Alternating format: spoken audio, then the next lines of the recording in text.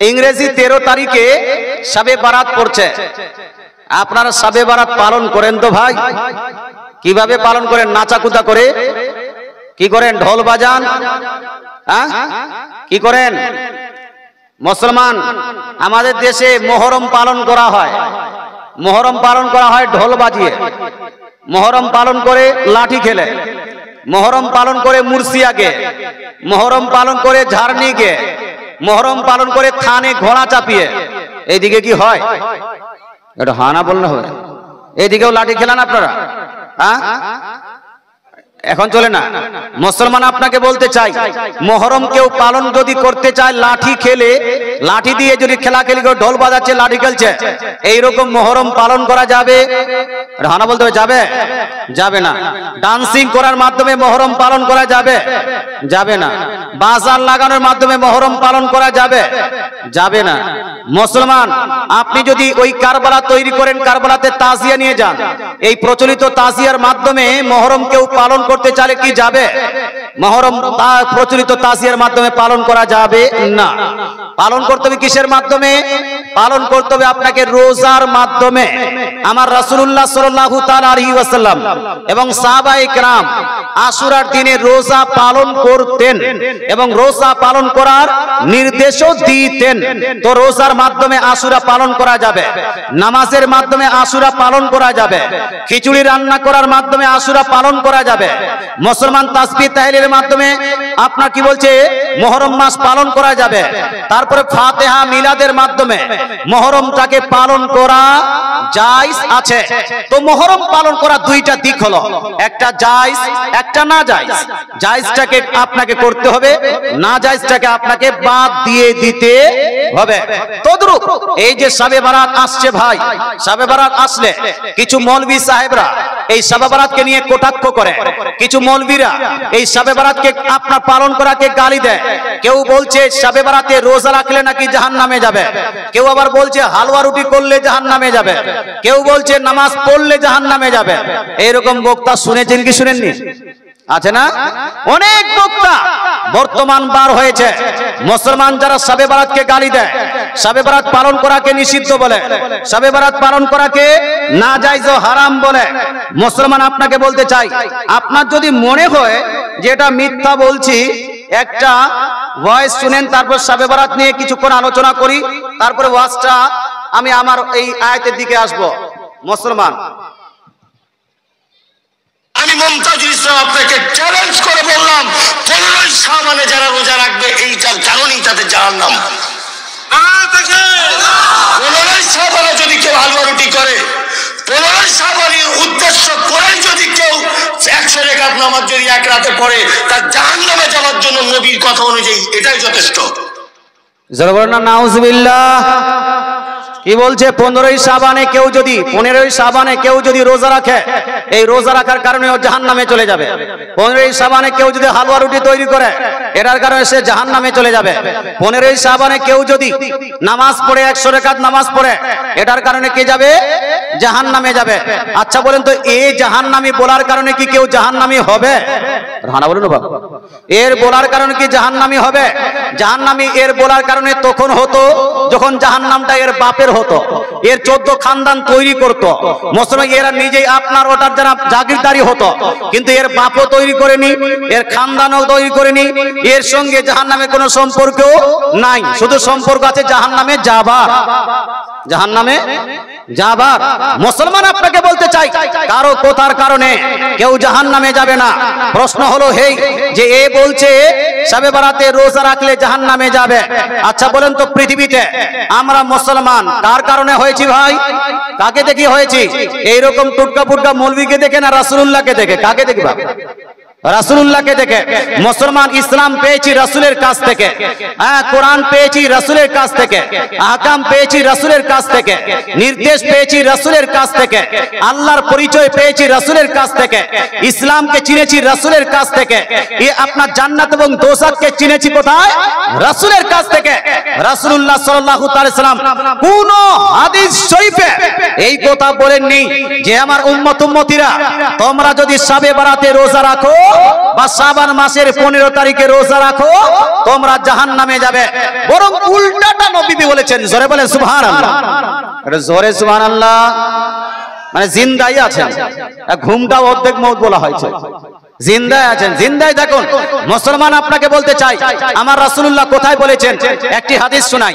সুনান ইবনে মাজাহ সিহাহ সিত্তার অন্যতম হাদিসের কিতাব সুনান ইবনে মাজাহ জিলদ নাম্বার 1 হাদিস নাম্বার 1451 এর মধ্যে। কত নম্বর হাদিস?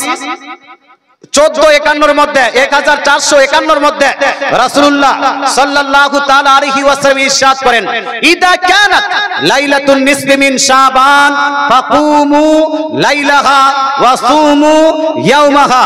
দয়ার নবী নবী বলছেন, যখন ইদা কানাত লাইলাতুন নিসফি মিন শাবান, যেই মাসটা আরবিকে আমরা অতিবাহিত করছি, এই মাসটার নাম কি ভাই? কোন মাস অতিবাহিত করছেন? শাবান মাস অতিবাহিত করছেন। এরপরে কোন মাস? জোরে বলুন। রমজান। তারপরে উলামায়ে কেরাম তো বলতে পারবেন, আপনারা বলেন না, বলতে পারছেন। তারপর আচ্ছা, ইংরেজি কোন মাস চলছে? হ্যাঁ, তারপর ফেব্রুয়ারি পর কি? তারপর তারপর তারপর আটকাবেন নামে জানি, জানুয়ারি, ফেব্রুয়ারি, মার্চ, এপ্রিল, মে, জুন, জুলাই, আপনি বলতে থাকবেন, নো প্রবলেম। কিন্তু অ্যারাবিকটা জানেন না, অথচ অ্যারাবিক মাসগুলো জানা প্রত্যেক মুসলমানের জন্য হলো জরুরি, জানতেই হবে। অ্যারাবিক মাসগুলো যদি না জানেন, কখন রমজান মাসের রোজা পালন করবেন, আর কখন কুরবানি করবেন, আর কখন হালুয়া রুটি করবেন, কখন আশুরা পালন করবেন, বুঝতে পারবেন ভাই? পারবেন? চাই দিন জানা এবং আরবিক মাসগুলো জানা, এটা আপনার প্রত্যেকের উপর জরুরি, কিন্তু আপনারা জানেন না। যাই হোক ভাই, এই আরবিক মাসটা চলছে, এটাকে বলা হয় শাবান মাস। আর শবে বরাত পালন করি কখন? শাবান মাসের মধ্য, অর্থাৎ অর্ধেক শাবান মাসে গিয়ে 15 তারিখের রাত্রিতে জাগরণ করে আমরা ইবাদত করি, আর দিনে আমরা রোজা পালন করি। আমার রাসূলুল্লাহ বলছেন, ইদা কানাত লাইলাতুন নিসফি মিন শাবান, যখন শাবান মাসের 15 তারিখের রাত আগমন করবে, যখন শাবান মাসের 15 তারিখের রাত আগমন করবে, ফাকুমু লাইলাহা, তো সেই রাতে তোমরা জাগরণ করে আল্লাহর ইবাদত করো। জোরে বলেন সুবহানাল্লাহ। ওয়াসুমু ইয়াওমাহা, আর শুধু রাত্রি জাগরণ করে ইবাদত করলে হবে না, বরং কি করতে হবে? ওয়াসুমু ইয়াওমাহা, আর দিনে তোমরা রোজা পালন করো। সুবহানাল্লাহ। মুসলমান আপনাকে বলতে চাই, আচ্ছা বলেন তো, আমার রাসূলুল্লাহ 15 তারিখের রাত্রিতে জাগরণ করে ইবাদত করতে বলছেন, রাসূলুল্লাহ 15 তারিখের দিনে কি আপনাকে রোজা পালন করতে বলছেন? রাসূল যেটা করতে বলবেন সেটা কেউ যদি করে, তাহলে এই জান্নাতে যাবে না জাহান্নামে? এই জান্নাতে না জাহান্নামে? আচ্ছা, ওই কাজ করার কারণে কোন ব্যক্তি যদি জাহান্নামী বলে, ও নিজেই জান্নাতে যাবে না জাহান্নামে? ও যাবে জাহান্নামে, ওর গোটা খানদান যাবে জাহান্নামে। কিন্তু শাবান মাসের রোজা রাখার কারণে কাউকে জাহান্নামী বলা যাবে? যাবে যাবে। কি করবেন রাত্রিতে? কিভাবে ইবাদত করবেন? তাসবিহ তাহলিল পাঠ করতে পারেন, দরুদ শরীফ পাঠ করতে পারেন, এই শবে বরাতের রাতে কোরআন তেলাওয়াত করবেন, জিক্র আজকার করবেন, নামাজ পড়বেন। যদিও মুতাবার হাদিস শরীফের মধ্যে নামাজের নিয়মটা পাওয়া যায় না, কোন নিয়মে পড়ব। অনেকগুলো মানুষ বলে না, 12 বার সূরা ইখলাস পড়তে হবে, 13 বার এই পড়তে হবে, সেই পড়তে হবে, এইরকম নির্দিষ্ট কোন নিয়ম মুতাবার যেটা হাদিসের কিতাব সেখানে পাওয়া যায় না। তবে বুজুর্গানে দিন কিছুটা নিয়ম দিয়েছেন, সেই নিয়মে আমল করতে চাইলে আমল করতে পারবেন। তবে ভাই আপনাকে বলতে চাই, শবে বরাতে যে কোনো নিয়মে আপনি 2-2 রাকাত করে অথবা 4-4 রাকাত করে, নফল নামাজ 2-2 রাকাত করেও চলবে, 4-4 রাকাত করেও চলবে। আপনি যতটা পারবেন পড়তেই থাকবেন।